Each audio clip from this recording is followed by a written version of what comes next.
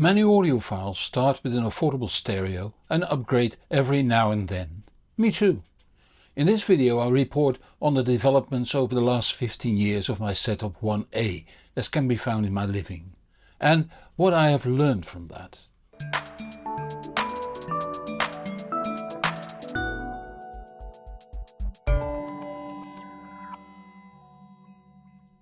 My living room has not changed over the last 10-15 years, but the influence it had on the sound quality seems to have changed.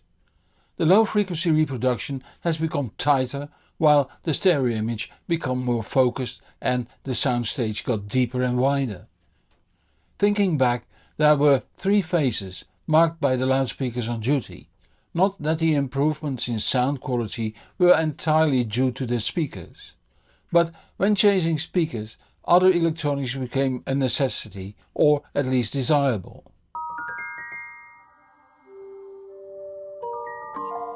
It must have been 15 years ago I played with Martin Logan Vista loudspeakers connected to the Musical Fidelity 550K mono amplifiers. The preamp used was the Arcam AVR 600 AV receiver. The advantage of electrostatic loudspeakers is that they radiate forwards and backwards, but not to the sides. When you turn them inwards, the sides point toward the point of first reflection, reducing early reflections drastically. To get really deep lows, I used the Rel Britannica B2 connected to the Arcam and filtered at 80 Hz. The advantage of this approach is that the sub could be placed where it sounds best, while the Logans could be placed where they give the best stereo image. What I used as a source then? A TEAC VRDS-10 CD player that was modified with a 10-lapse clock and some other mods, and a Mac Mini running iTunes and later on Audivana.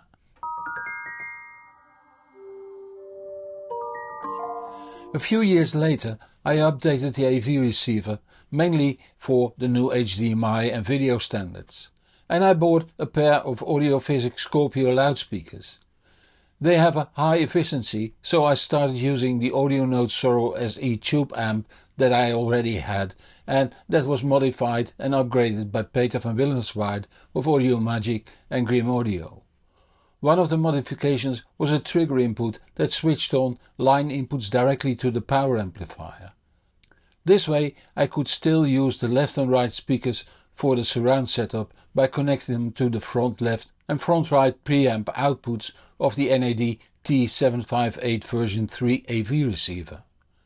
It also meant that for stereo playback the NAD was not needed. The Rel subwoofer was now connected to the speaker terminals of the Audionote for better integration. The sound of the Audionote was clearly different from the previous setup, as it was a tube amplifier upgraded with a nice collection of expensive tubes, potentiometers, wiring and capacitors, replacing the stock components. The network players were in order of appearance the SOTM SMS200, the SOTM SMS200 Ultra, the Auralic Aries 2 and finally the Grim Audio Mu1 streamer. Roon was already my main player software, and the DACs were the QDB76 HDSD DAC, the Chord Hugo, the Chord Dave DAC, and later on the Chord Dave DAC with the Chord Hugo M scaler. With each step up, resolution improved, sibilance became better controlled, and although not as deep, the bass became more textured. I also added the Mini DSP Dirac Live room correction to improve the bass, which worked brilliantly. I experimented with a limited number of interconnects, speaker cables and network switches, which all made a difference. One particularly noticeable was the addition of the Isoacoustics Gaia 2 decoupling feed. Although the stereo imaging was slightly less accurate, the bass became so much more open. I also tried the Audiophysic VCF2 Magnetic Plus feed. Although they worked differently, magnets instead of springs, the difference in sound quality was very limited.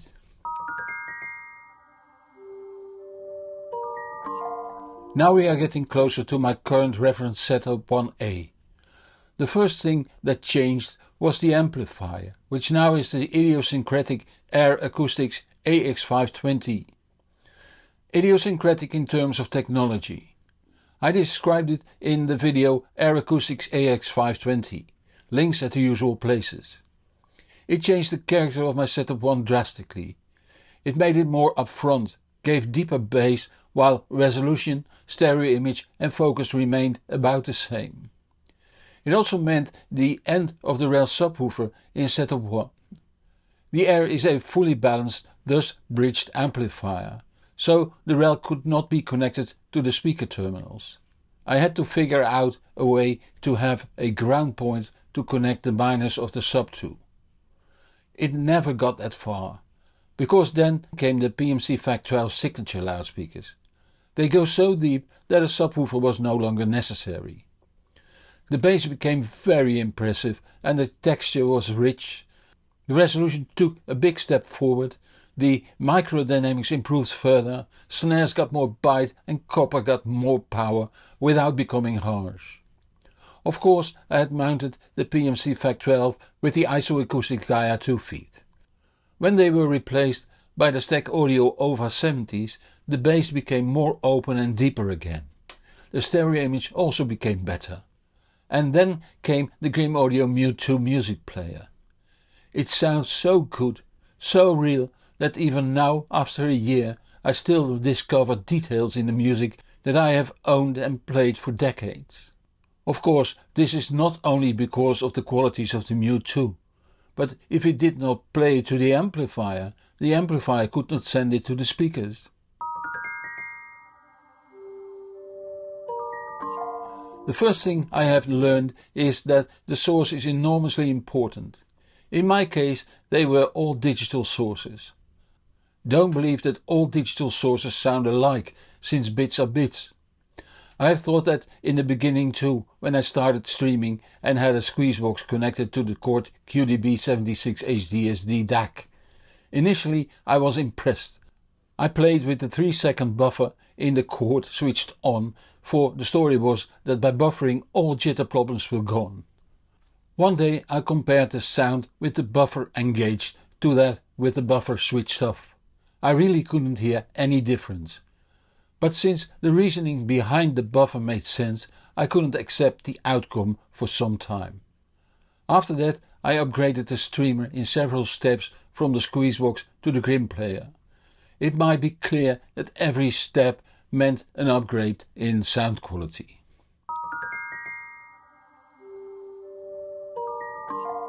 A second thing I learned is that every upgrade does something to the sound. If you choose wisely, it will improve. The amount of improvement versus the money spent will vary and is best when the other equipment in the setup is about the same in quality.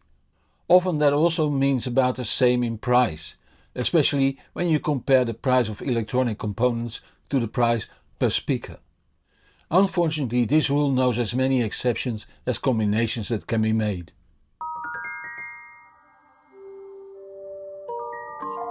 There are many stories about the need for room treatment and digital room correction, but find a real high-end store website that publishes their installed setups and you will often see that the amount of room treatment is very limited, if any, and no electronic room correction is used.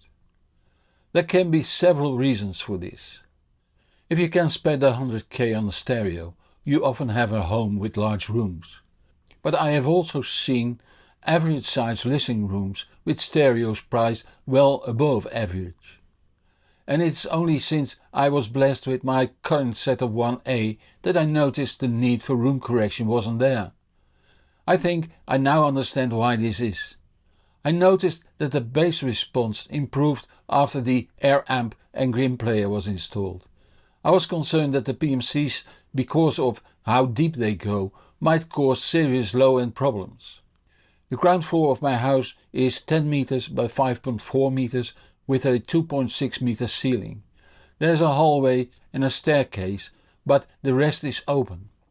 This means room modes at 17, 30.5 and 60.7 Hz. The couch I normally sit on is against the wall opposite the speakers, which isn't ideal. When I review gear, I always put the chair 2 meters in front of the wall. But strangely enough, on the bench I didn't hear real problems. I searched for possible explanations and one seems most likely. It was suggested to me by one of the developers of the major DAC in the Grimm U2 player. This is my interpretation. If your stereo has very little time smearing, very little modulation noise and other artifacts that mask the sound, it is easier for our auditory system to distinguish between the direct sound of your stereo and the sound generated by a room.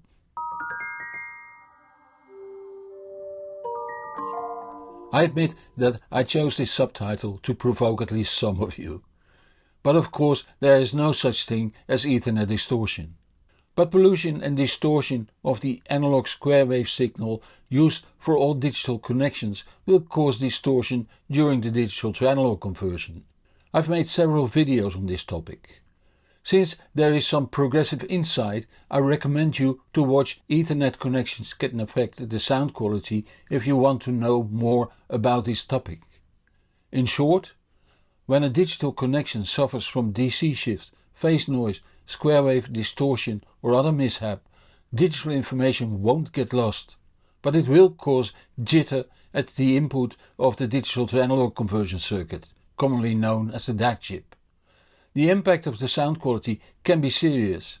You can miss an octave in the bass, voices and brass can sound harsh, sibilants can become uncontrolled, the stereo image can deteriorate, the black background might lose its blackness and pace and rhythm are mutilated. With decent equipment, only one or a few of these artifacts may occur. An audio-grade network switch or Ethernet filter can cure Ethernet connections. Using the right high-quality digital interconnects can do that to the other digital connections.